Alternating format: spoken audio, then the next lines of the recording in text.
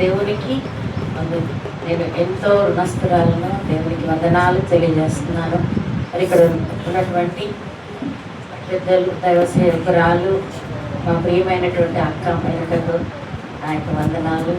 సేవకు ప్రవీణ్ గారికి, సందీప్ నాకు తమ్ముడు, సొంత తమ్ముడు కన్నా ఎక్కువ, అందుకే నాకు అలా సందీప్ అనే వస్తుంది.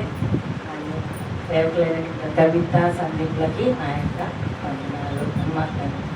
కావ్య వచ్చినటువంటి మీ అందరికి కూడా నా యొక్క హృదయపూర్వకంగా వందనాలు తెలియజేస్తున్నాను. తమ్ముడు నిజంగా చాలా చాలా ఎక్కువ చెప్పాడు. నాకు వాళ్ళు నిజంగా అక్క వాళ్ళంటే మన పేరెంట్స్, అన్న వాళ్ళు, అన్న అక్క మీరక్క వాళ్ళు దగ్గర నాకు 23-24 సంవత్సరాల నుంచి పరిచయం. చిన్నపిల్లలు సందీప్, దిలీప్ వాళ్ళు అప్పటి నుంచి కూడా అక్క అక్క అనుకుంటూ చాలా నిజంగా ఆ కుటుంబంతో చెప్పాలంటే మాకు చాలా ఆత్మీయమైనటువంటి సంబంధం. వాళ్ళకి మాకు నిజంగా చాలా రక్త సంబంధం ఏం లేదు, కానీ అంతకంటే కూడా ఎక్కువ. మరి అన్న ఉన్నప్పుడు అన్నతో ఎంతగానో ప్రేమించేవాళ్ళు. అసలు అంత ప్రేమ ఎక్కడ నాకైతే ప్రపంచం ఇప్పటి వరకు నాకు ఇంత వయసు వచ్చింది కానీ చెప్తున్నాను, అన్న దగ్గర దొరికినంత ప్రేమ నా బంధువుల దగ్గర కూడా ఎక్కడ నాకు దొరకలేదు. అంత ప్రేమ కలిగినటువంటి వ్యక్తి దేశరాయ్ గారు. వారి కుటుంబంతో దేవుడు నటించిన రోజు కానీ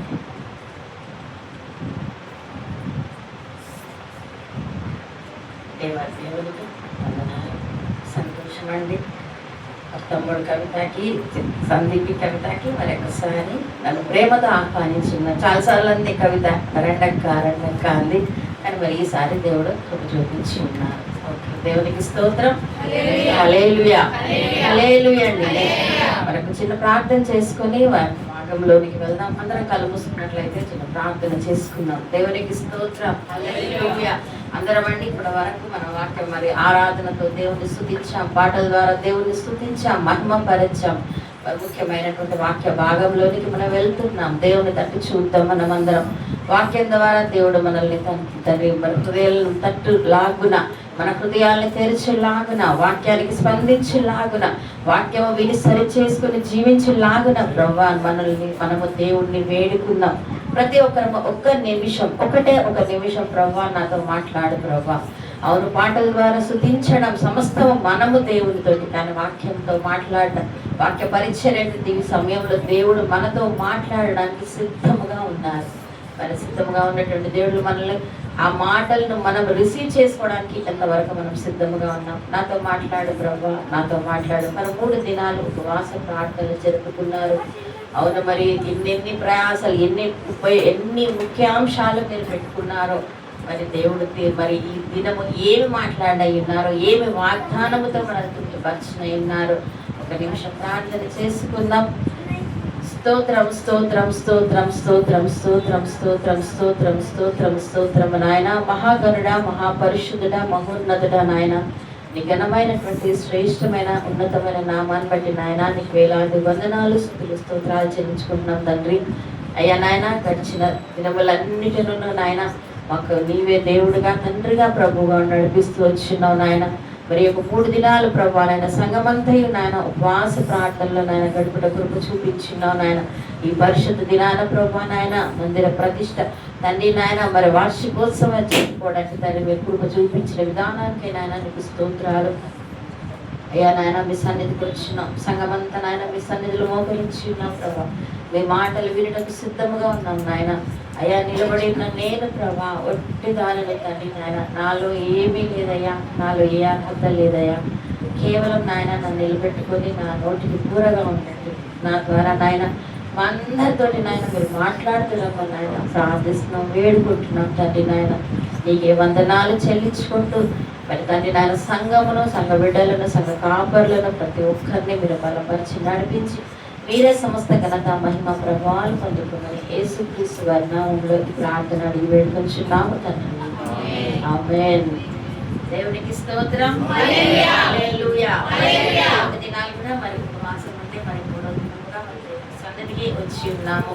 మరి మీరంతా చాలా ప్రయాసతోటి, ఆశతోటి కదండి దేవుని సన్నిధిలో మనం ఉపవాసం ఉంటాము అంటే ఏంటంటే అర్థము మనం ఉపవాసంతో కదా మన తల్లిదండ్రుల దగ్గరికి వెళ్ళినప్పుడు ఫాస్టింగ్ ఒక్క పూట ఒక పూట ఒక పూట ఈ పూట నాకు వద్దు అని ఏదన్నా అడిగి మనం మారం చేశామంటే తల్లిదండ్రులు ఆడపిల్లలు అయితే అలా మారం చేస్తే తండ్రి అయితే ఆడిపోతాడు కదండి. మరి ఈ లోకంలో ఉన్నటువంటి ఫాదర్ మన డాడీ కదా, తల్లి బిడ్డలు అడిగితే కదండి తల్లిదండ్రులు మరి ఎక్కువ తల్లి కొడుకు తండ్రి కూతురు అంటారు కదా.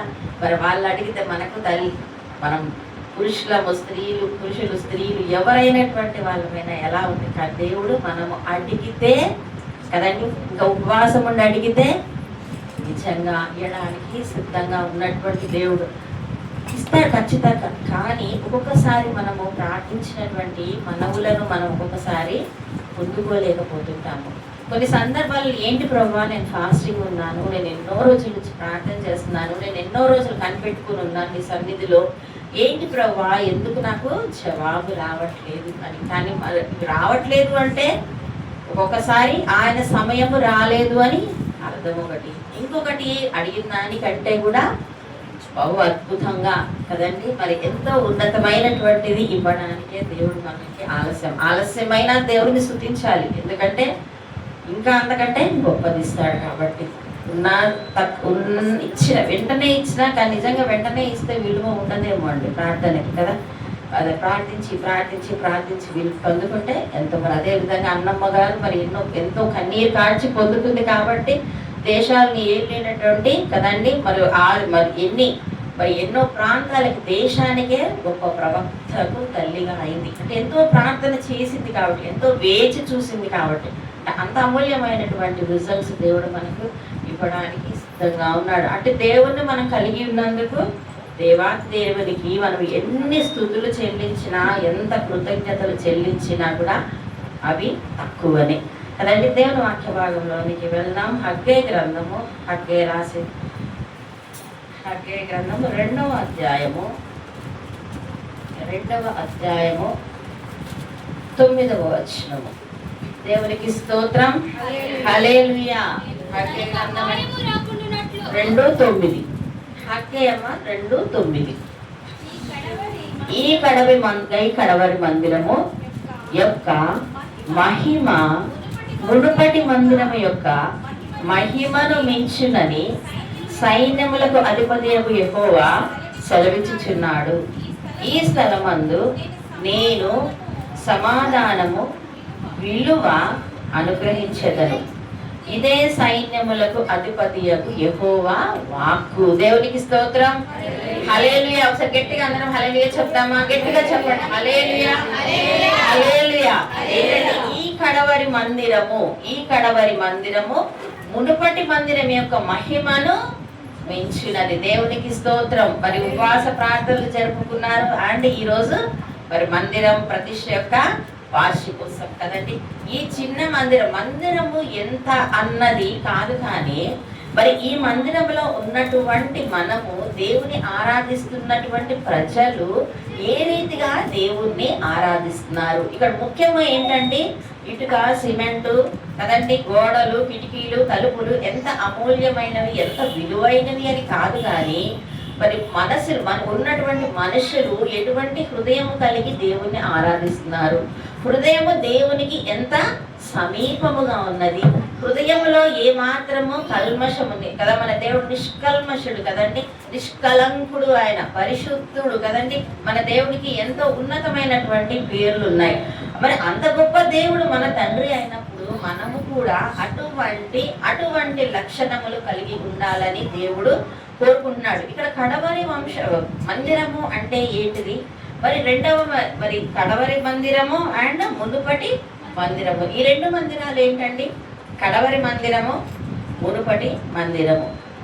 మునుపటి మందిరము అంటే మరి ఆ దినాలలో సొలొమోను రాజు గారు కట్టించినటువంటి మందిరము. అది ఎంత విలువైనటువంటి మందిరమో, ఎంత పెద్ద మందిరమో, ఎంత విలువైనటువంటి వాటితోటి కట్టించారో మనందరికీ తెలుసు కదండి. మరి సొలొమోను రాజు గారు కట్టించిన మందిరం తెలుసు కదండి అందరికీ. చాలా విలువైనటువంటిది. మరి దావీదు గారు ఎంతో విలువైనటువంటి కర్ర సామాగ్రి అన్ని కూడా సమకూర్చారు. వెండి బంగారాలతోటి ఆ మందిరాన్ని కట్టించారు. అయితే కానీ అది కూల్చివేయబడింది.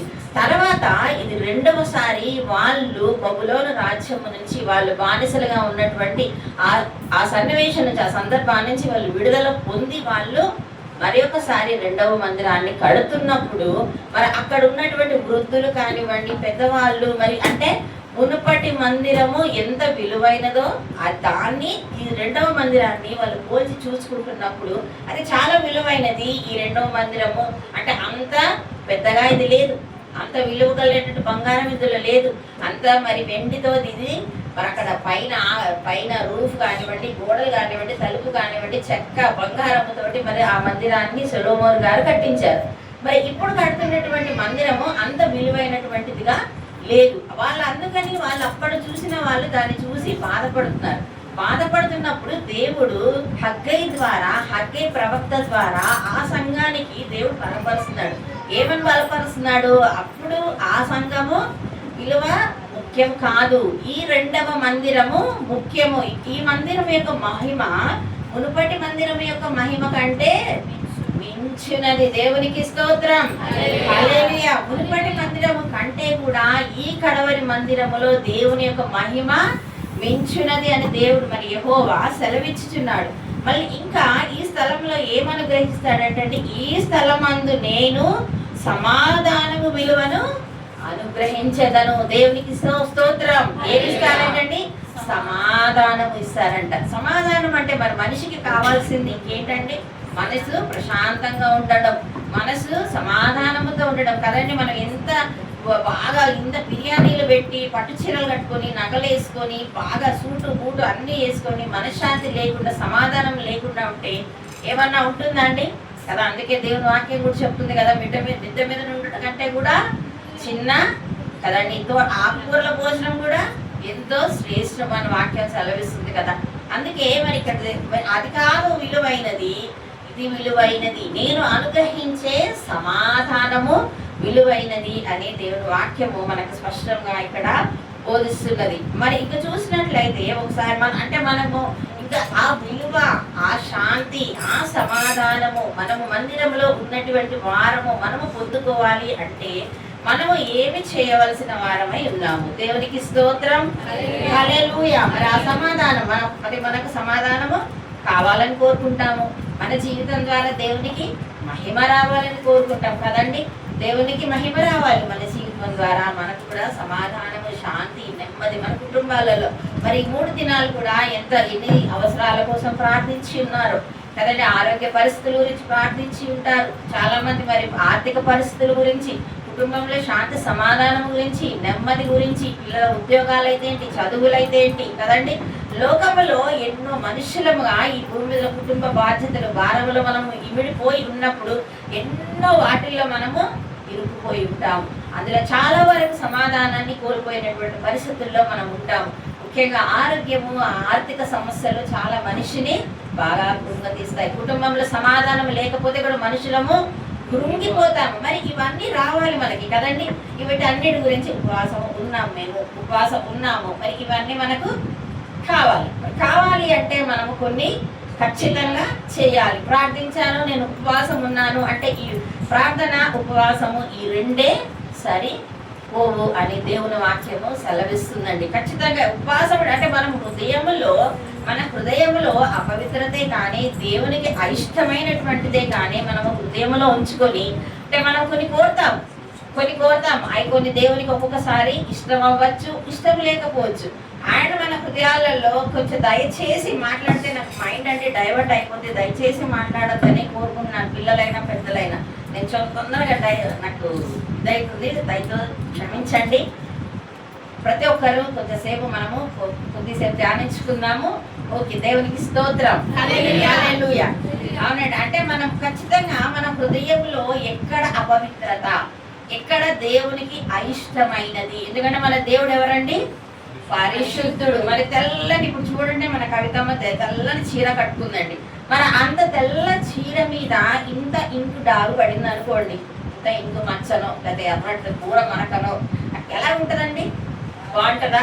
అది చూసిన ప్రతి ఒక్కళ్ళకి కూడా ఎంతో క్లియర్గా దేవుని సన్నిధికి వెళుతున్న మనము కూడా కూడా ఏదైనా తప్పు చేశాము అంటే ఇన్ ద సేమ్ వే అదే స్థితిలో మనం చేసేది లోకానికి ఎంతో క్లియర్ గా కనిపిస్తుంది. అంటే ఎందుకు అలాగ దేవుడు మనము ఏ మరక మచ్చ డాగు లేకుండా దేవుడు మనం ఉండాలని కోరుకుంటున్నాడు. అలా జీవించినప్పుడు మన ఉపవాస ప్రార్థనకి మన ప్రార్థనకి ఫలితాన్ని మనం ఖచ్చితంగా పొందుకుంటాం. అలాగే మన జీవితాల్లో మీరు కూడా ఆల్రెడీ ఎన్నో పొందుకొని ఉంటారు. నేను పొందుకున్నాను, చాలా మంది పొందుకొని ఉంటాం. ఒకవేళ ఏదైనా పొందుకోలేని స్థితిలో ఉంటే, ఏదైనా ఆలస్యం అవుతున్నట్లు అనిపిస్తే దేవుడు మనకి మరి ఇలా జీవించండి, ఇలా కొన్ని అంశాలు మనము మాట్లాడుకుందాం. దేవునికి స్తోత్రం. హల్లెలూయా. మరి మన హృదయం ఏంటండి?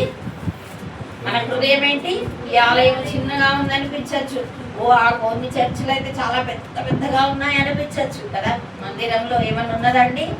అలా చిన్నదా పెద్దదా అని కాదు. ఇక్కడ వస్తున్న మనము, ఇక్కడ దేవుని సన్నిధిలో మోకరిస్తున్న మనము, దేవుని ఆరాధిస్తున్న మనము, మన హృదయం అన్నది కదా. నీ హృదయమే దేవునికి.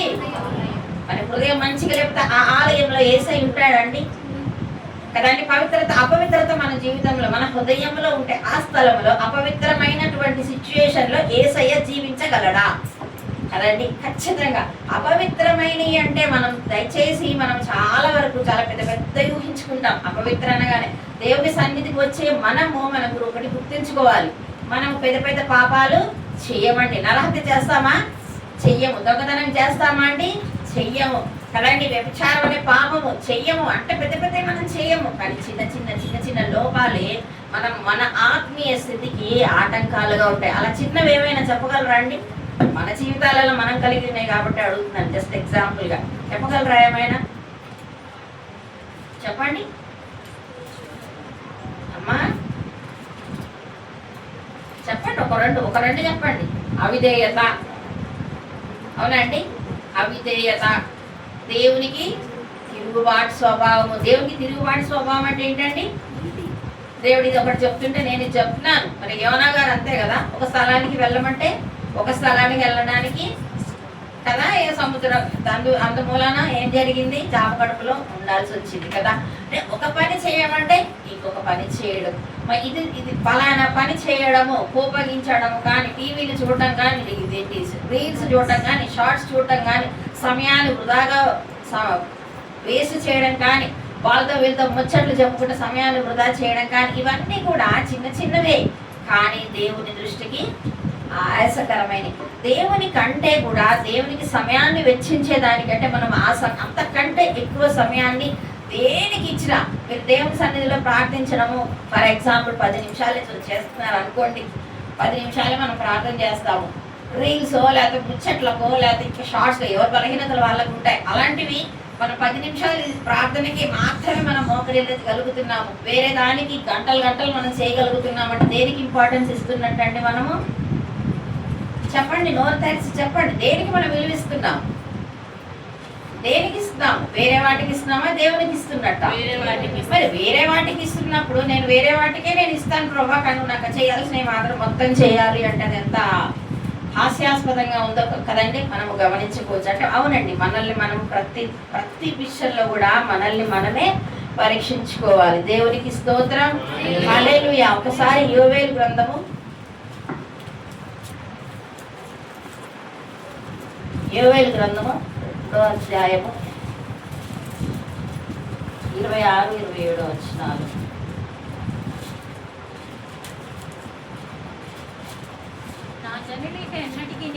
నా జనులు ఇక ఎన్నటికి సిగ్గునందరు. అప్పుడు ఇశ్రాయేలీల మధ్య ఉన్నవాడును నేనే అనియు, నేనేమి దేవుడనైన యెహోవాననియు, నేను తప్ప వేరు దేవుడు ఒకడును లేడనియు మీరు తెలుసుకొందురు. నా జనులు ఇక ఎన్నడును సిగ్గునందక నుందురు. దేవునికి స్తోత్రం. హల్లెలూయా. ఏంటంటే ఇక్కడ నా జనులు ఇక ఎన్నటికీ కూడా సిగ్గు నొందరు. నా జనులు ఇక ఎన్నటికీ సిగ్గు నొందరు. అంటే మరి ఈరోజు దేవుడు ఈరోజు ఈ వాక్యం మనతో మాట్లాడుతున్నాడు అంటే మరి మనం ఏమైనా ఏ పరిస్థితుల్లోనైనా ఎవరి చేతనైనా అవమానము పొంది ఉన్నామేమో, ఎవరి చేతనైనా మనము బాధపరచబడుతూ ఉన్నామేమో, వీళ్ళు ఇలాగా వాళ్ళు అలాగా ఒకళ్ళు మనల్ని వేలెత్తి చూపించేలాగా. మనం మంచిగా ఉండొచ్చండి, మనం మంచి, కానీ మనం మంచిగా ఉన్నా మన దేవుని బిడ్డలం కాబట్టి అని చాలా మంది కళ్ళు మన మీద ఖచ్చితంగా ఉంటాయి. మరి అలాంటి పరిస్థితిలో ఎవరైనా ఉంటే ఖచ్చితంగా దేవుడు మరి మనకు కలిగినటువంటి అవమానమే కానీ మనకు కలిగినటువంటి ప్రతి పరిస్థితిలో నుంచి కూడా దేవుడు మనల్ని ఎలాగా విడిపించడానికి సిద్ధముగా ఉన్నారు. దేవునికి స్తోత్రం, హల్లెలూయా. నా జనులు ఇక ఎన్నటికీ కూడా సిగ్గునందరు. మరి ఈ పరిస్థితులు కూడా చూడండి, నేను ఇశ్రాయేలీయుల మధ్య ఉన్నవాడ నేనే దేవుడనైన యెహోవాను, నేను తప్ప వేరు దేవుడొక్కడు లేడని మీరు తెలుసుకొందురు. ఏంటంటే మనకు ఆయన తప్ప వేరే దేవుడు, అలాంటి దేవుడు ఒక యెహోషాపాతు గ్రంథం, మరి సారీ 2వ దినవృత్తాంతాల గ్రంథము 20వ అధ్యాయంలో మనం చూసినట్లయితే ఆ రాజు అయ్యుండి, యెహోషాపాతు రాజు అన్య రాజు అండి, మరి క్రైస్తవుడు అండి. ఒకసారి ఆ మాట చదువుదాం. 2వ దినవృత్తాంతములు 20వ అధ్యాయము. ఒక్క నిమిషం వచ్చిన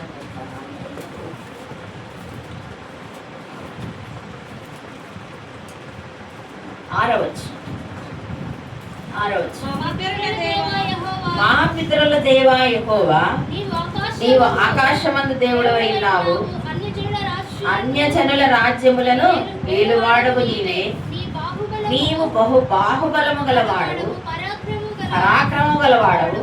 నిన్ను ఎదిరించుటకు ఎవరికి నీ బలము చాలదు. దేవునికి స్తోత్రం, హల్లెలూయా. ఇక్కడ ఏంటంటే అన్య రాజు, మరి ఆయన మీదకి 3 రాజ్యాల వారు యుద్ధానికి వస్తారు. 3 రాజ్యాల వారు, మొదటి వచనమే మోయాబీయులు, అమ్మోనీయులు, మయోనీయులు. 3 రాజ్యాల వారు వాళ్ళ మీదకి యుద్ధానికి వచ్చినప్పుడు ఆయన మరి ఉపవాసాన్ని ప్రకటించుకొని మరి దేవుని యొక్క విచారణ చేయుటకు ఆయన యూదులందరికీ ప్రకటించి మనం అందరం ఉపవాసం ఉన్నాము. దేని గురించి? 3 రాజ్యాల వారు యుద్ధానికి వచ్చారు. 3 రాజ్యాల వారి యుద్ధానికి వాళ్ళ మీదకి రావడం అంటే ఏంటండి, మన మీదకి కూడా ఎన్నో సమస్యలు కదా, ఆరోగ్య సమస్యలు అనేటటువంటి శత్రువు, మరి ఆర్థిక ఇబ్బందులు అనేటటువంటి శత్రువు, మనము అంతరంగంలో దేవునికి అనుకూలంగా ఉండనటువంటి పరిస్థితి కూడా మనకు ఒక రకమైనటువంటి శత్రువేనండి. అలాంటి శత్రువులు మన మీదకి కూడా ఎన్నో వస్తున్నాయి. అయితే ఆయన ఏం చేశాడు? భయపడి యెహోవా యొక్క విచారణ చేయుటకు ఉపవాసం ఉండి మరి ప్రకటించాడు. అయితే ఆ రాజు ఏమంటున్నాడండి దేవుని గురించి? మళ్ళొకసారి ఏమంటున్నాడు దేవుని గురించి? నీవు ఆకాశమందు దేవుడు అయినావు, అన్యజనుల రాజ్యములను ఏలువాడవు నీవే. నీవు బాహుబలము గలవాడవు, పరాక్రము గలవాడవు. నిన్ను ఎదిరించుటకు ఎవరికి? అలాంటి దేవుణ్ణి మనము కలిగి ఉన్నాము. దేవునికి స్తోత్రం, హల్లెలూయా. ఆయన ఎవరండి? పరాక్రమము గల దేవుడు కదండి, బాహుబలము కలిగినటువంటి దేవుడు. ఆయనకు మించినటువంటి వాళ్ళు ఈ ప్రపంచంలో కానీ, ఈ సర్వంలో కానీ, ఈ సర్వ సృష్టిలో కానీ ఎవరును కూడా లేరు. అలాంటి దేవుణ్ణి మనము కలిగి ఉన్నాం కదండి. ఎంత గొప్ప! అవునండి, మేము ధన్యులు మనం ఎవరైనా భావిస్తారండి? ఒకసారి చేతులెచ్చి గట్టిగా దేవునికి స్తోత్రం చెల్లిద్దాం. హల్లెలూయా. అటువంటి దేవుణ్ణి మనము కలిగి ఉన్నాం. గొప్ప దేవుడు, పరాక్రమం గల దేవుడు. అసలు ఆయన మించినటువంటి దేవుడు ఎవరు కూడా లేరు. మనం ఇది లేదు, అది లేదు, అది జరగట్లేదు, ఇది జరగట్లేదు, వాళ్ళు అట్లా అన్నారు, వీళ్ళు ఇట్లా అన్నారు, నాకు ఇన్ని బలహీనతలు, నాకు ఇన్ని బాధలు కదండి అని మనము చాలాసార్లు మనం కృంగిపోయిన స్థితిలో ఉంటూ ఉంటాం. కానీ దేవుడు ఏమంటున్నాడు? మీరు సిగ్గుపడడానికి వీలు లేదు, బాధపడడానికి వీలు లేదు. ఇదే సైన్యములకు అధిపతియగు యెహోవా వాక్కు. దేవునికి స్తోత్రం. అయితే ఇక్కడ మరి యోవేలు గ్రంథంలో మొట్టమొదటి చూసినట్లయితే ఏమనుంది? నా జనులు. ఓకే, ఈ నా జనులు అనే వాళ్ళు ఎవరండి? నా జనులు అంటే ఎవరు? నా జనులు అంటే ఎవరు? మనమా? ఇంకా అంటే ఓకే, ఇక్కడ ఉన్న మనమేనా? దేవుని అమ్మ, దేవుని పిల్లలు. దేవుని పిల్లలు అంటే ఎవరు? అందరినీ దేవుడు నా జనులు అంటున్నాడా? ఎవరిని అంటున్నాడు దేవుడు నా జనులు అని? నా జనులు అని మాట్లాడండి. తనను తాను తగ్గించుకొని తగ్గించుకొని చెప్పండి. ఎందుకు అడుగుతానంటే అప్పుడప్పుడు మీరు అందరూ అసలు నా వాక్యం వింటున్నారా లేదా బోరు కొడుతుందా అర్థం కావడానికి చిన్న ప్రశ్న అంతే. జస్ట్ చిన్న ప్రశ్ననే. ఎవరు ఆయన జనులు? ఆయన రక్తము చేత ఎవరైతే కడగబడతారో వాళ్ళు ఆయన పిల్లలు, ఆయన ఏర్పాటు చేసుకున్నటువంటి జనులు. వారిని ఆయన ఏమంటున్నాడు? వారికి ఎవరికి కూడా ఏమీ అన్యాయం చేసే దేవుడు కాదు, వాళ్ళని సిగ్గుపరిచే దేవుడు కాదు, వాళ్ళని బలహీనపరిచే దేవుడు కాదు. వాళ్ళని మరి కదా కదా నా బిడ్డలు ఎవరు తక్కువ కింద ఉన్నవారు కాదు, కింద ఉండాలని మనల్ని దేవుడు కోరుకోవట్లేదు. ఇప్పుడు ఎక్కడ ఉండాలని? పైవారిగానే మనం ఉండాలని కోరుకునేటటువంటి దేవుడు. దేవునికి స్తోత్రం. నిరుత్సాహము నుండి మహిమకు మనము వెళ్ళాలి అంటే ఈ నిరుత్సాహం అని మహిమ అనేది ఎక్కడ మనం చదివాము? ఫస్ట్ హగ్గై గ్రంథము 2వ అధ్యాయము 9వ వచనంలో. అక్కడ వాళ్ళ నిరుత్సాహం ఏంటండి? ఆ మందిరం పెద్దది, ఈ మనం ఇప్పుడు కడుతున్న మందిరము పెద్దగా లేదు. అటువంటి మరి అక్కడ ఆ చిన్న మందిరంలోనే దేవుడు ఏమంటున్నాడు? నేను మహిమను మీకు ఇస్తాను, నేను మహిమపరుస్తానని దేవుడు అంటాడు. అది ఎలాగ వస్తుంది అనేటటువంటి చిన్న ఒక 3 విషయాలను మనము చూస్తాం. దేవునికి స్తోత్రం, హల్లెలూయా. అయితే ఇజ్రాయేల్ ప్రజలు అక్కడ ఈ 2వ దాంట్లో యోవేలు గ్రంథంలో ఏంటి? ఇజ్రాయేల్ ప్రజలది మరి మిడతల దండు వచ్చి వాళ్ళ ఆస్తి అంతా కూడా వాళ్ళ మొత్తం అంతా తినివేసినప్పుడు, వాళ్ళు బాధలో ఉన్నప్పుడు అక్కడ మరి యెహోవా దేవుడు వాళ్ళతోటి మాట్లాడినటువంటి సందర్భం అది. మరి ముందుదైతే మందిరంలో ఉన్నటువంటి సందర్భం. అంటే ఇక్కడేంటి? వాళ్ళ ఆస్తి మొత్తము వాళ్ళ అంటే వాళ్ళకు ఉన్నటువంటి సమస్తాన్ని విడుదలు తినివేశాయి. అంటే వాళ్ళు ఎలాంటి పరిస్థితుల్లో ఉన్నారు? కరువు పరిస్థితుల్లో ఉన్నారు. వాళ్ళని బలపరుస్తున్నాను అంటున్నాడు. మరి మందిరము చిన్నది, ఇది ఏదోలాగా ఉంది, మరి దేవుడు పెద్ద మందిరం మనం కట్టలేము అని నిరుత్సాహం. ఎలాంటి పరిస్థితుల్లో ఉన్నా కూడా దేవుడు మనల్ని ఉన్నత స్థితిలో నిలబెట్టడానికి, ఆయనకు మహిమకరంగా నిలబెట్టడానికి దేవుడు సిద్ధముగా ఉన్నాడు. దేవునికి స్తోత్రం, హల్లెలూయా. అయితే ఫస్ట్ ఏంటంటే 2వ దినవృత్తాంతములు 7వ అధ్యాయము, మనందరికీ బాగా తెలిసినటువంటి మాట. 7వ అధ్యాయము 14వ వచనం. నా పేరు పెట్టబడిన నా జనులు తమ్మును తాము తగ్గించుకొని ప్రార్థన చేసి నన్ను వెదకి తమ చెడు మార్గములను విడిచిన ఎడల ఆకాశము నుండి నేను వారి ప్రార్థనను విని వారి పాపములు క్షమించి వారి దేశమును స్వస్థపరచును. దేవునికి స్తోత్రం, హల్లెలూయా. ఎవరిని? వారిని, ఒక వారినైనా దేవుడు స్వస్థ దేశమును. అంటే మనం కదండి మనం ప్రార్థన చేస్తాం, దాదాపు ఉపవాస ప్రార్థనలో ఉన్న వాళ్ళము మన దేశమును, మన చుట్టుపక్కల వారిని, మన బంధువులని, మన రక్త సంబంధులే కాదు కదండి, అనేక మందిని మనము జ్ఞాపకం చేసుకుంటాం ఉపవాస ప్రార్థనలో ఉన్నప్పుడు. అది ఎప్పుడంట? ఫస్ట్ ఏం చేయాలి? ఇక్కడ ఫస్ట్ వాక్యం ఏమని స్టార్ట్ అవుతుంది? నా పేరు పెట్టబడిన కదా. వాళ్ళు ఎలా ఉండాలంట? తమ్మును తాము తగ్గించుకొని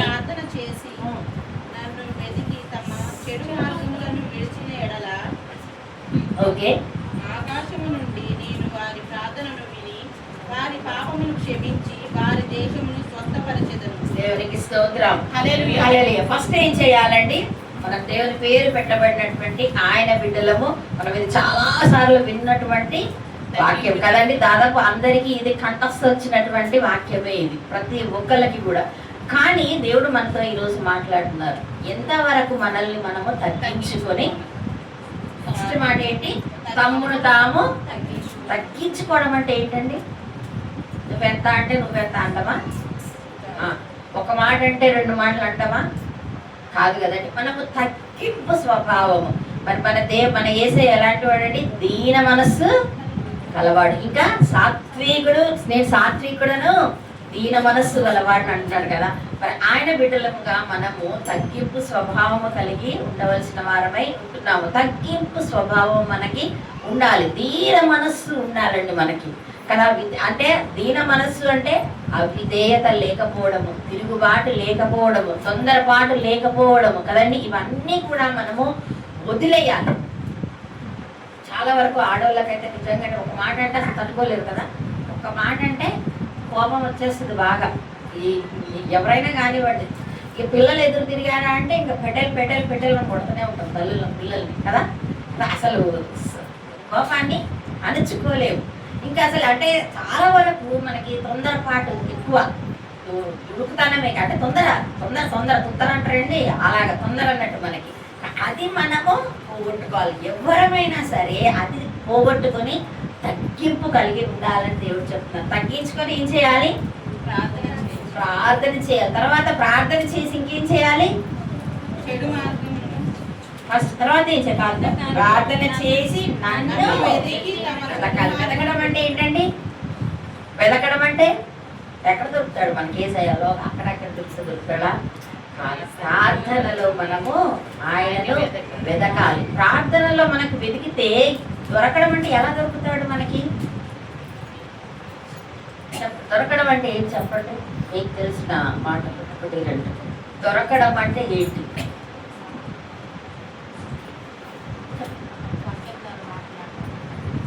ఇంకా దొరకడం అంటే ఇప్పుడు నాకు నేను ఒక వస్తువు వెతుకుతున్నాను, నాకు అది దొరికింది. ఆ వస్తువు కోసం నేను బాగా వెతుకుతాను. ఇప్పుడు నా ఫోనే పోయింది అనుకోండి, దానికోసం నేను బాగా వెతుకుతా, బాగా వెతుకుతా. దొరికిన తర్వాత ఎందుకు వెతుకుతా అనేది దాన్ని. అందులో ఏముంటాయి? చెప్పండి, ఏముంటాయి? కాల్ రికార్డ్ ఉంటుంది, గ్యాలరీ ఫొటోస్ అసలు చాలా ఇంపార్టెంట్ మనకి కదా. మన కవితమ్మకి చాలా ఇంపార్టెంట్. చెప్పండి, ఫొటోస్ ఉంటాయి. ఇంకా వాట్సాప్, అవును చాలా విలువైనది వాట్సాప్ ఉంటుంది. ఇంకా ఫేస్బుక్, ఇంకా అన్నీ కదా. అంటే ఏంటి అర్థము? మనం పోగానే ఫస్ట్ మనకి ఏం గుర్తొస్తుంది? ఫోన్ పోగానే కాల్ రికార్డ్స్ గుర్తొస్తాయి. ఇప్పుడు ఇది కూడా ఫోటోలు గుర్తొస్తాయి. మనకి ఫోన్ పే, జీపేలు కదండి, అది ఉంటది. అంటే ఏంటి అందులో ఉన్నాయి అన్నీ? ఏంటిది? విలువైనయా అనవసరమైనయా? బైబిల్ కూడా ఉంది. ఇప్పుడు చాలా మంది బైబిల్ని మోయకుండా ఫోన్లు పట్టుకొస్తున్నారు. అది కరెక్ట్ వే అసలు కాదు అది. ఓకే, అది వదిలే, అది పక్కన పెడదాం కదండి. అంటే ఏంటి అందులో ఉన్నాయి? అన్ని విలువైనయా అనవసరమైనయా? అన్ని విలువైనవి. ప్రతిదీ కూడా చాలా విలువైనవి. మరి మనం దేవుణ్ణి వెతకడము అంటే ఏంటంటే, మరి సామెతల గ్రంథంలో ఉంటది కదా, మరి ఏంటిది? వెండిని వెతికినట్లు జ్ఞానమును వెతకండి, పోగొట్టుకున్న సంపాదనను, పోగొట్టుకున్న ధనమును వెతికినట్లు జ్ఞానమును వెతకండి. అంటే ఏంటిది? మరి దేవుని వాక్యములో జ్ఞానము గుప్తమై ఉన్నది. మనకు కావలసినటువంటి జ్ఞానము కొరకు మన వాక్యమును అనుదినము చదవాలి, అనుదినము మనము వెతకాలి. దేవునితో ఏం మాట్లాడుతున్నాడో వెతకాలి, దేవుణ్ణి పరీక్షించి మనము అసలు ఆ వెతకడంలో మనకి ఏం తెలుస్తుంది? ఒకటి మనకు బాగా క్లియర్ అర్థం అవుతుంది. ఏం అర్థం అవుతుందంటే మన దేవుడు ఎలాంటి దేవుడో మనకి అర్థమవుతుంది. దేవునికి స్తోత్రం, హల్లెలూయా. మరి పూర్వము మన పూర్వీకులని ఎలాంటి పరిస్థితులలో నుంచి విడుదల కలిగించాడో మనకు అర్థమవుద్ది. గొప్ప గొప్ప కార్యాలు ఎలా చేశాడో అర్థమవుద్ది. ఏంటి కార్యాలు? చాలా ఉన్నాయి కదండి. సింహాల బోన్ల నుంచి దానియేలును విడిపించడం మనకి దేవుడు అంటే అంత గొప్ప కార్యాలు చేయగలిగిన దేవుడు అని అర్థమవుద్ది.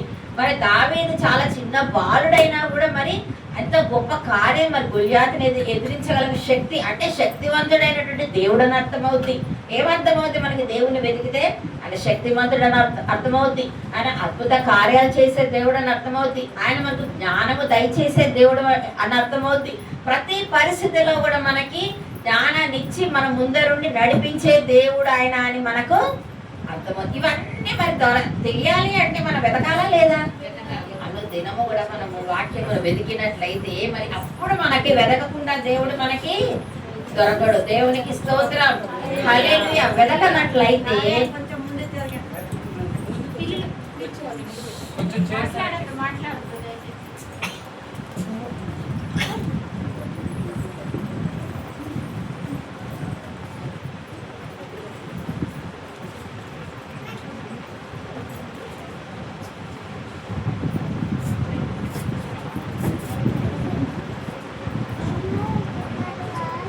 కూర్చోండి అమ్మ, అక్కడ కూర్చోండి. దేవునికి స్తోత్రం, హల్లెలూయా. ఏంటంటే వెతకడం అంటే ఏంటి? డగడగ మన మీరే ఇప్పుడు 3-4 పాయింట్లు చెప్పారు కదా, చెప్పండి ఏ పాయింట్స్? దేవుడిని వెతికితే ఏం దొరుకుతుంది మనకి? ఏం తెలుస్తుంది? జ్ఞానము. ఇంకా యేసయ్యా. అర్థం కావట్లేదా నేను చెప్పేది? అర్థమవుతుందా? వెతికితే ఏం దొరుకుతుందని చెప్పాను. ఆయన బలవంతుడు. అన్ని నువ్వే చెప్తావా? చెప్పండి అమ్మా, చెప్పండి అంటే అర్థం అవట్లేదా నా మాట? క్లియర్గా ఉందా? అర్థమవుతుందా? ఇంకా దేవుడు శక్తిమంతుడని అర్థమవుతుంది, జ్ఞానవంతుడని అర్థం, అంటే మన జ్ఞానం ఇచ్చే దేవుడు అని అర్థమైంది, అద్భుత కార్యాలు చేసే దేవుడు అని అర్థమవుతుంది కదా, ప్రతి బానిసత్వం నుంచి విడిపించే దేవుడు అని అర్థమవుతుంది. అవన్నీ తెలియాలంటే మనం ఏం చేయాలి? వెదకాలి. ఎక్కడ వెదకాలి? ఆయన సన్నిధిలో మోకరించి ప్రార్థనలో మనము వెదకాలి. వెతికితేనే మనం దొరుకుతుంది. వాక్యం చదవకుండా, ప్రార్థన చేయకుండా దేవుని మనము వెతకలేము. దేవుని గురించి మనము తెలుసుకోలేము. ఆయన ఎలాంటి వాడో, ఎంతటి శక్తిమంతుడో తెలుసుకోవాలి అంటే మనము ఖచ్చితంగా వెతికి తీరాలి. వెతికితేనే మనము ఫస్ట్ ఏం చేయాలి? తగ్గించుకోవాలి. తర్వాత ఏం చేయాలి? తగ్గించుకొని ప్రార్థన చేయాలి. తర్వాత ఏం చేయాలి? ఆయనను వెతకాలి. తర్వాత ఏం చేయాలి? ఇంకా చెడు మార్గములను, దేవునికి స్తోత్రం, ఏం విడిచిపెట్టాలి? ఎవరిలో ఏమి చెడు ఉందో, నాలో ఏమి చెడు లేదు అన్నటువంటి మనిషి ఈ లోకంలో ఎవరు?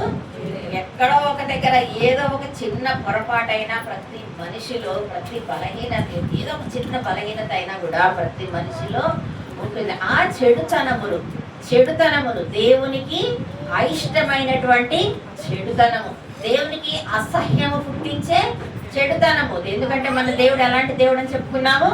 పరిశుద్ధమైనటువంటి దేవుడు. సో అంత పరిశుద్ధుడైనటువంటి దేవుడు మనము కూడా పరిశుద్ధంగా ఉండాలని కోరుకుంటున్నాడు. ఏ మచ్చ, ఏ మరక, ఏ డాగు లేనటువంటి వారిగా మనం ఉన్నట్లయితే మన దేశాన్ని ఏం చేస్తా అంటున్నాడు దేవుడు?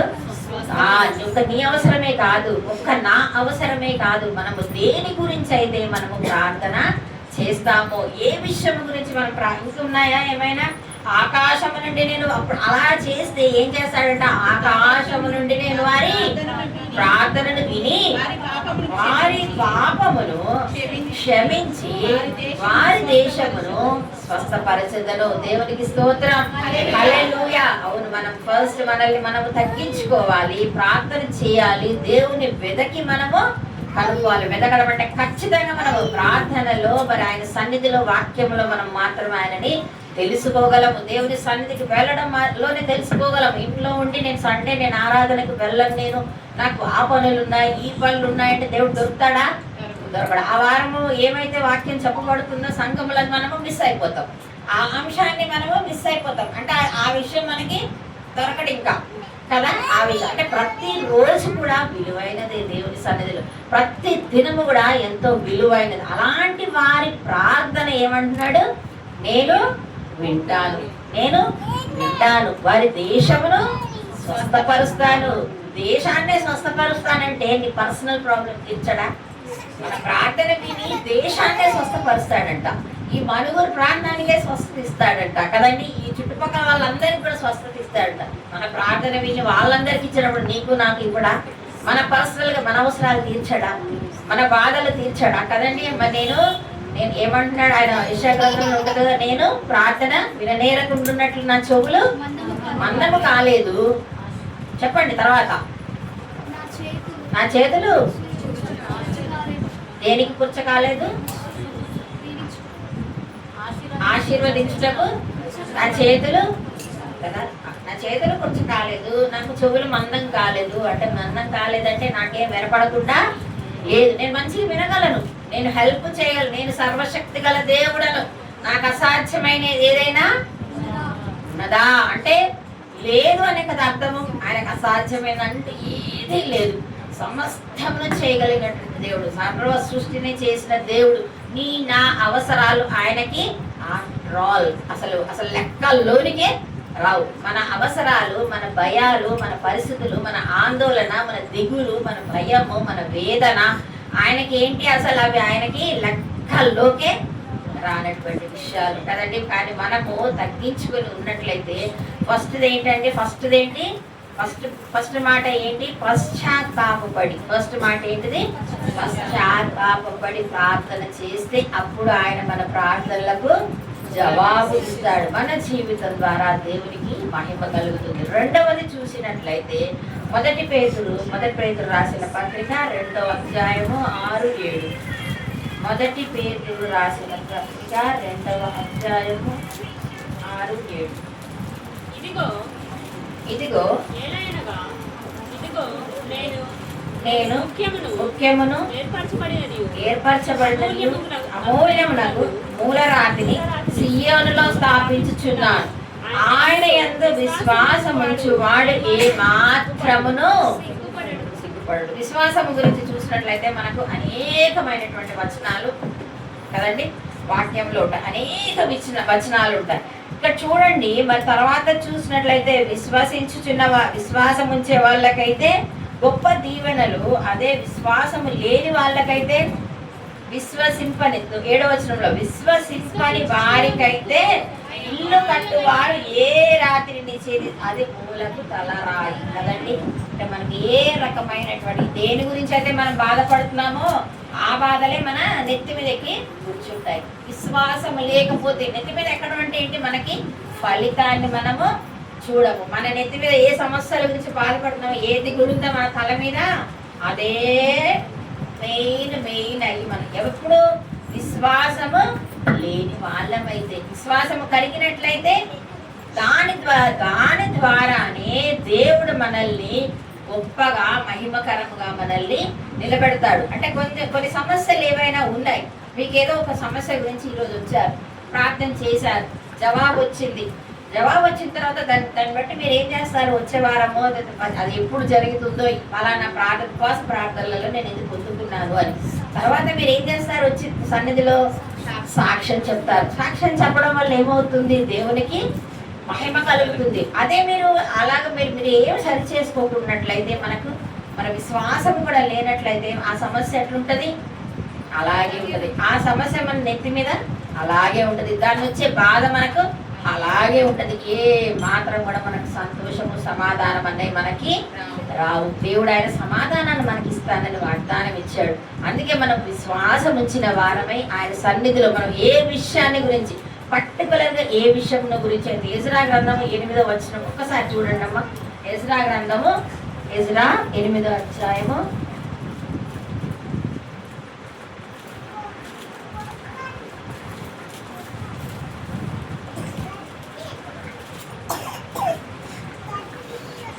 23వ వచనం. ఎజ్రా 8:23.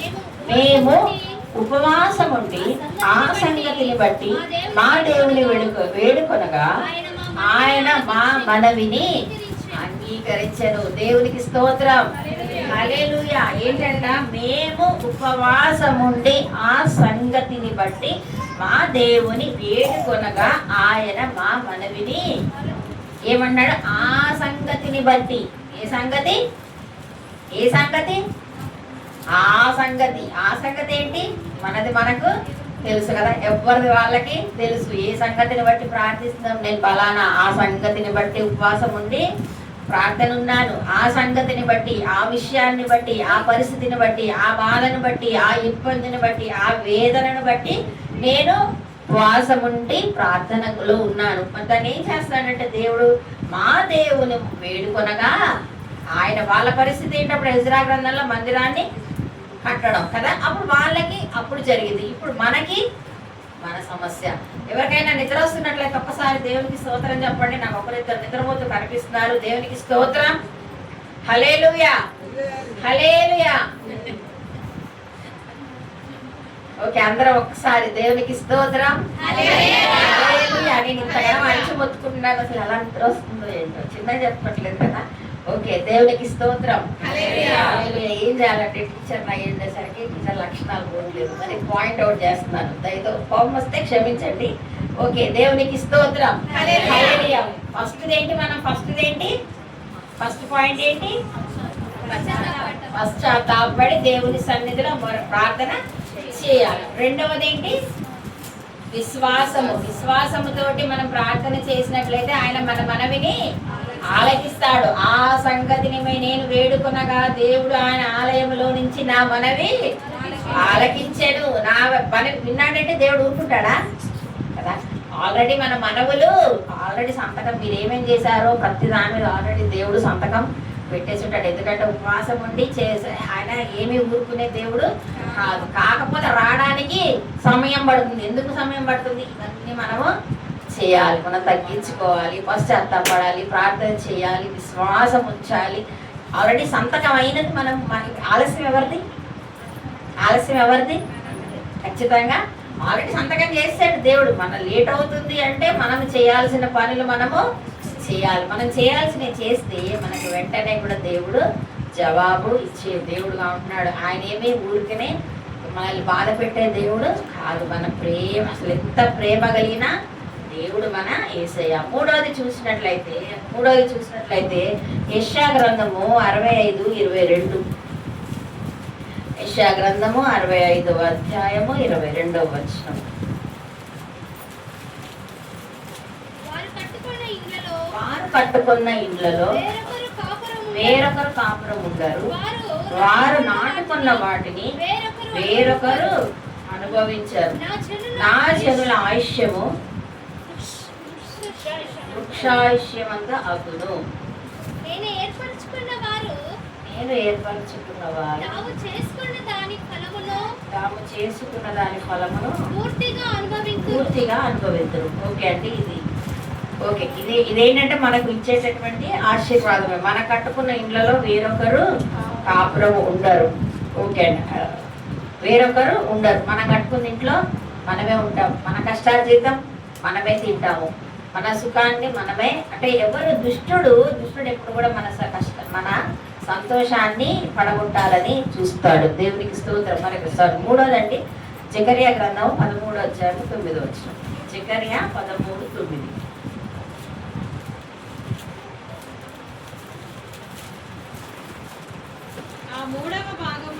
ఆ మూడవ భాగమును నేను అగ్నిలో నుండి రెండవ కొంచెం అందులో రెండవ మాట చూడండి అమ్మా. వారు నా నామమును బట్టి మొరపెట్టగా నేను వారి మొరను ఆలకింతును. వీరు నా జనులని నేను చెప్పుదును, యెహోవా మా దేవుడని వారు చెప్పుదురు. దేవునికి స్తోత్రం. హల్లెలూయా. ఇక్కడ మూడవది ఏంటండి? వారు నా నామమును బట్టి మొరపెట్టగా, అంటే మూడోది ఏం చేయాలి? మనము మొరపెట్టగా, ఈ దీనుడు మొరపెట్టగా యెహోవా ఆలకించెను కదండి. మరి మనం ఏం చేయాలి? దేవుని సన్నిధిలో మొరపెట్టే వారముగా ఉండాలి. మొర అంటే ఏంటండి? మొర అంటే ఏంటి?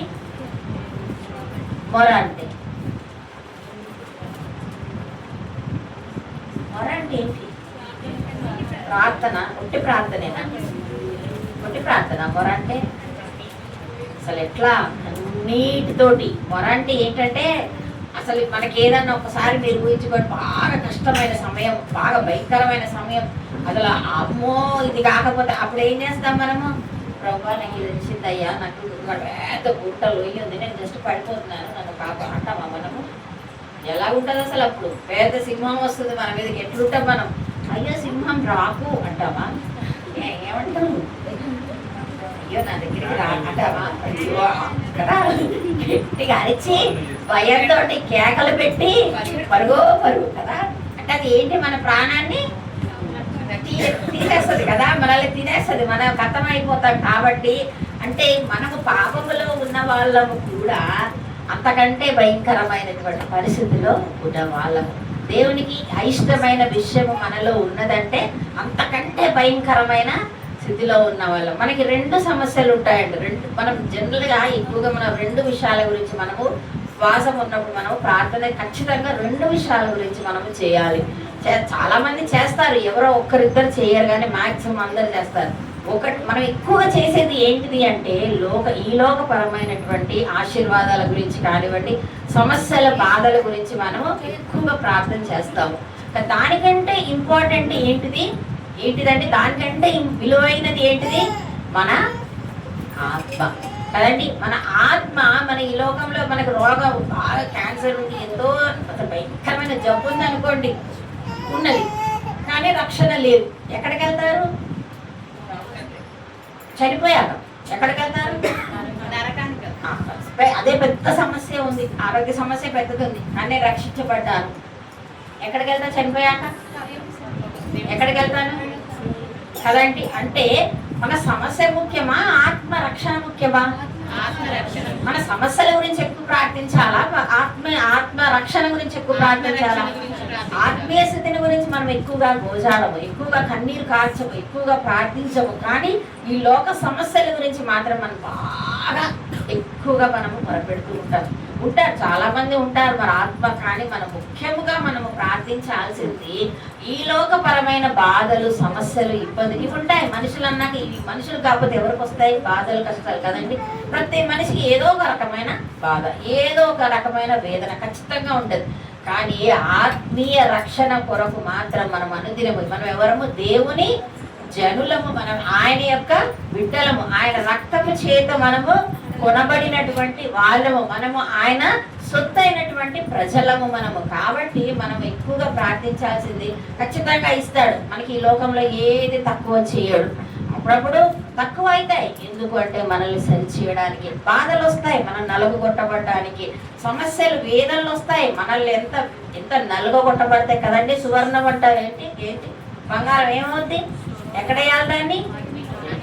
మంచి ఫ్రిడ్జ్లో పెడితే అట్లా అవుతా? తీసుకుపోయి అమ్మో దీనికి మంట వస్తుంది, కాలితే ఇది ఏమన్నా అయిపోద్ది, దీన్ని చల్లగా ఉంచుదామని ఫ్రిడ్జ్లో పెడితే ఏమన్నా అవుతా? ఏమీ కాదు. మంటలో పెట్టి కాలిస్తేనే దాని యొక్క విలువ అన్నది బయటికి వస్తుంది కదండి. అందుకే మనకు శ్రమలు రావడము, మనం ఒక్కసారి శ్రమలు రావాలనే కోరుకోవాలండి.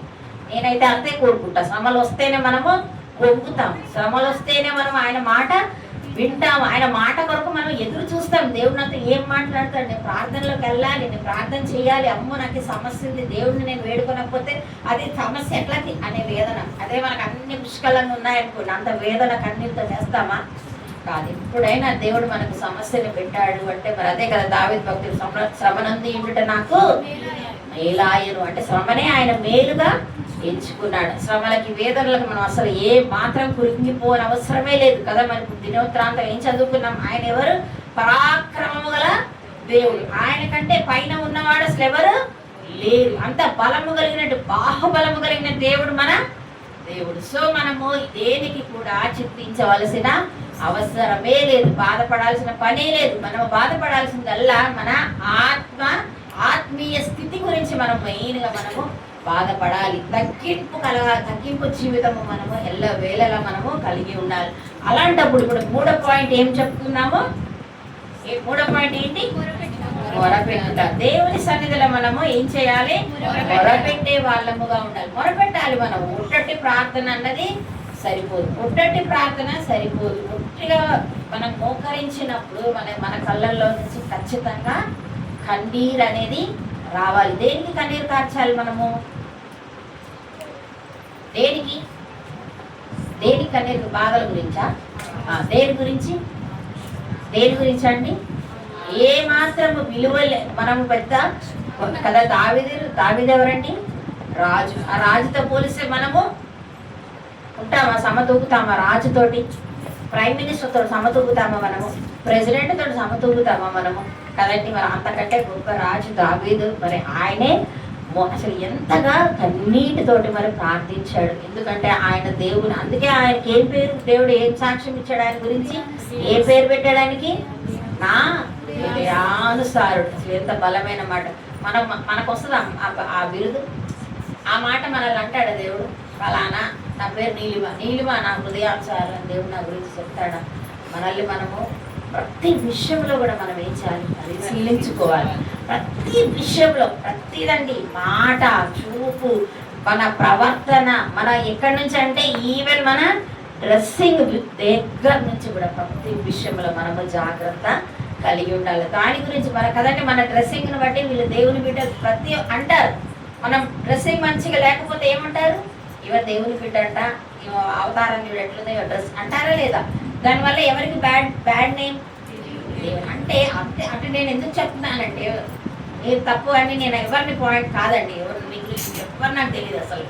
కానీ దేవుడు ప్రతిదీ అంత చిన్న పాయింట్ నుంచి కూడా దేవుడు పర్టికులర్గా ఉంటాడండి. మన దేవుడు ప్రతి విషయంలో కూడా, ఎందుకంటే ఆయన చాలా స్ట్రిక్ట్ కదండి.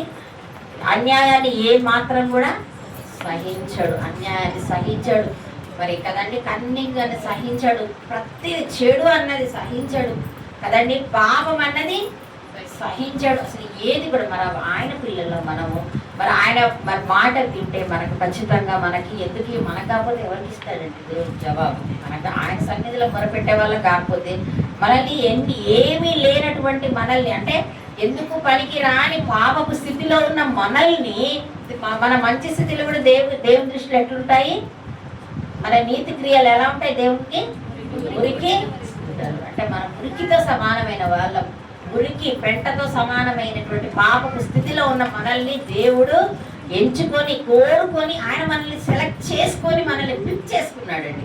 నేను ఈ మాట చాలా స్థలాలలో చెప్తాను, చాలా స్థలాలు నాకు చాలా ఇష్టం. మనం ఎప్పుడూ కూడా మన కంటికి ఇంపైనదే మనం కొనుక్కుంటాము. మగవాళ్ళైనా ఆడవాళ్ళైనా ఎవరైనా బట్టల షాప్కి వెళ్తే మనకి నచ్చితే నచ్చని ఎవరైనా కొనుక్కుంటారండి. మనల్ని దేవుడు ఎంచుకున్నాడంటే అర్థం ఏంటి? ఆయన మనల్ని ఎంచుకున్నాడంటే ఏంటి అర్థము? దేవునికి మనము ఆమేన్, దేవునికి స్తోత్రం. ఆయనకి మనము నచ్చాము, ఆయన దృష్టి మన మీద ఉన్నది, మన దృష్టి పడింది ఆయన మీద. మనకి ఏదన్నా షాప్ అట్లా వెళ్ళగానే అక్కడ ఏదన్నా ఎలాంటి వేసి ఉంటే మనకు ఒకటి చూడగానే నచ్చితే తీసేసుకుంటాం కదండి. మరి అలాగా దేవుడు మనల్ని నచ్చి ఆయన ఎంపిక చేసుకొని ఎన్నుకొని మనల్ని ఆయన్ని పవిత్రులుగా మనల్ని చేయాలని మరి దేవునికి ఉన్నప్పుడు మనం ఎలా జీవించాలి? ఆ మురికిలోనే ఆ పాపములోనే ఆ చెత్తలోనే ఉంటానంటే దేవునికి ఇష్టమవుతుందండి కదా. అందుకే ప్రతిదీ కూడా మనం వదిలిపెట్టే వాళ్ళముగా ఉండాలి. ప్రతిదీ చిన్న దాని దగ్గర నుంచి మరి ఈరోజు దేవుడు మనతో ఈ మాట మాట్లాడుతున్నారంటే మరి మనం ఏం సరి చేసుకోవాలని దేవుని చిత్తమై ఉన్నదో, ఏమి సరిచే ఎవరు ఎలాంటి స్థితిలో ఉన్నారు కదా. నాకైతే ఎవరి గురించి తెలియదు, కానీ దేవునికి ప్రతి ఒక్కల గురించి దేవునికి తెలుసు. ఎవరు ఏం సరి చేసుకోవాలని దేవుడు ఈ విధాన కోరుతున్నాడు. ఫస్ట్ మనం ఏం చేయాలి? మన జీవితాన్ని మనం ఏం చేయాలి? ఫస్ట్ మనం ఏం చేయాలి? పశ్చాత్తాపడి ప్రార్థన చేసి ఆయన సన్నిధిలో మనము సరి చేసుకున్నట్లయితే దేవుడు మనల్ని మన లేని స్థితిలో, మన అవమానకరమైన స్థితిలో, మన దీన స్థితిలో, పాపం స్థితిలో నుంచి లేపి మనల్ని మహిమకరముగా మనల్ని నిలబెట్టే దేవుడుగా ఉన్నాడు. రెండోది ఏంటంటే విశ్వాసం ఇచ్చినట్లయితే ఏ స్థితిలో, ఏ పరిస్థితిని బట్టి, ఏ విషయాన్ని బట్టి మనం కృంగిపోతూ ఉన్నామో, నలుగురు మనల్ని పాయింట్అవుట్ చేసేలా ఉన్నారు, మరి మనము దేని గురించి అయితే కృంగిపోతున్నామో ఆ విషయంలోనే ఆయన సాక్షిగా మహిమగా మనల్ని నిలబెట్టుకోబోతున్న దేవుడై ఉన్నాడు. దేవునికి స్తోత్రం. మరి మూడవదిగా చూసినట్లయితే మనము మొరపెట్టాలి. మనం పరీక్షించుకోవాలి. నాలో ఇది ఉంది ప్రభువా, ఈ బలహీనత ఉన్నది, ఈ లేని ఇది ఉంది, ఈ కొరత నా జీవితంలో ఉంది, నీకు ఆయాసకరమైంది ఇది నాలో ఉంది. మనము గుర్తించాలి మనలో మనం ఏమున్నదో. మన మనస్సాక్షి అన్నిటికంటే మించిన జడ్జి ఎవరండి? మన మనస్సాక్షి ఖచ్చితంగా మనల్ని గర్దిస్తుంది, ఖచ్చితంగా మనల్ని పాయింట్అవుట్ చేస్తుంది. ఏదన్నా మనం చేయడానికి చేస్తున్నట్లయితే ఆ సమయంలో నువ్వు ఏం చేయకూడదు నువ్వు అనిపిస్తుందండి. ఖచ్చితంగా అనిపిస్తుంది. ఎందుకంటే ఆయన రక్తం చేత కడిగబడిన మనము చేసినప్పుడు దేవుడు ఖచ్చితంగా మన మనస్సాక్షి ద్వారా మనల్ని గర్దిస్తాడు. మరి అలాగ మనం ఏ స్థితిలో మనలో ఉన్నదో దాన్ని బట్టి దాన్ని తీసే ప్రభువా అనేసి మనం ఆయన సన్నిధిలో మనం ఏం చేయాలి? మొరపెట్టాలి. ప్రార్థన కాదండి, మొరపెట్టాలి. మొరపెట్టినట్లయితే దేవుడు మనల్ని ఆయన మహిమకరముగా నిలబెట్టుకుంటాడు. అప్పుడు మనం ఇవన్నీ జరిగితే ఏంటంట, ఇది ఇలాగ జీవించిన జీవితము దేవునికి ఏ జీవితం? ఫస్ట్ పాయింట్ ఎక్కడి నుంచి వచ్చాం మనము? మందిరం నుంచి వచ్చాము కదండి. అలా జీవించినట్లయితే మనం ఏంటి? ఆయనకి పరిశుద్ధమైనటువంటి మందిరం, మన హృదయాలు పరిశుద్ధమైనటువంటి ఆయన ఆలయాలుగా మనము ఉంటాం. ఎవరైనా ఆయన ఆలయాన్ని పాడు చేస్తే కదా, ఈ మాట చెప్పాలంటే నాకు నిజంగా భయం అవుతుంది. నాకు ఇట్టేనే భయం అవుతా మాట. ఎవరైనా నా ఆలయాన్ని పాడు చేస్తే వారిని నేను కదండి, నిజంగా చాలా భయంకరమైన మాట అది కదా. అసలు దేవుడే ఒకవేళ అలా చేయాలని అనుకుంటే అసలు అది తట్టుకొని కూడా మనము అసలు ఆ మాట కూడా పలకడానికి నాకు ధైర్యం సరిపోదు నిజంగా. దేవుడే మనల్ని ఏమన్నా పనిష్మెంట్కి అప్పచెప్పాడు అంటే ఇంకా మనల్ని ఆదుకునే వాళ్ళు ఎవరు? అసలుకి ఇంకా ఈ భూమి మీద దేవుడు తప్ప మనల్ని ఆదరించే వాళ్ళు ఆయన తప్ప మనకి ఎవరు లేరు. ఎలాంటి పరిస్థితిలో ఉన్నా కూడా లేవనెత్తే దేవుడు మన యేసయ్య ఎంత కృంగిన స్థితిలో ఉన్నా లేవనెత్తే దేవుడు మన యేసయ్య. ఎంత పాపపు స్థితిలో, కృంగిపోయిన స్థితిలో, బాధకరమైన స్థితిలో, అసలు అన్ని పోగొట్టుకునేటువంటి స్థితిలో ఉన్నాక, అదే కదా తప్పిపోయిన కుమారుని అలాగే కదా పందిల పొట్టు తినే స్థితిలో మరి ఎంత ఆ సమయంలో ఆయన ఎంత కంపు కొడుతున్నాడు కదండి. ఒకసారి ఊహించుకుంటే ఆ సమయంలో ఆయన ఎంత మురికితో ఉన్నాడో, అసలు ఎంత ఆయన శరీరంలో ఎన్ని రోజులైందో స్నానం చేసి, ఎన్ని రోజులైందో ఆయన ఉతికిన బట్టలు వేసుకుని ఎంత కంపు కొడుతున్నాడో. బురద కంపు ఉండొచ్చు, చెమట కంపు ఉండొచ్చు కదండి. ఆయన శరీరం మీద ఎంత భయంకరమైన దుర్వాసనతో ఉండుంటాడు. కానీ తండ్రి చూశాడు, అవన్నీ చూశాడా?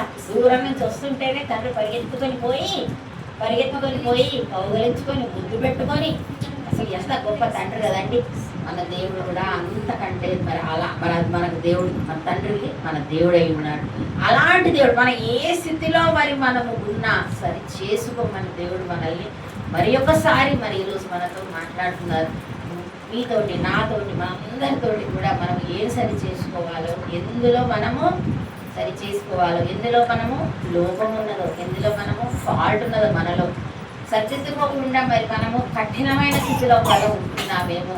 కానీ దేవుడు మనల్ని సరి చేసుకుని పరిశీలించుకున్నప్పుడు ఎక్కడ ఉంచుతారు? కడవరి మందిరము మహిమకరముగా, మొదటి మందిరం కాదు, కడవరి మందిరమైనటువంటి ఈ మందిరము, మన హృదయం అనేటువంటి ఆయన మందిరము, ఆయన ఆలయాన్ని దేవుడు మహిమకరముగా నిలబెట్టాలని కోరుకుంటున్నాడు. ఆ రీతిగా మనం అందరం జీవించి ఆయన మహిమకరముగా ఉన్న దేవుడి కొన్ని మాటలు దీవించి ఆశీర్వదించిన మాట. మరి ఒకసారి సమయం ఇచ్చిన దేవునికి సంఘం అంతటికి సేవకులందరికీ కూడా నాకు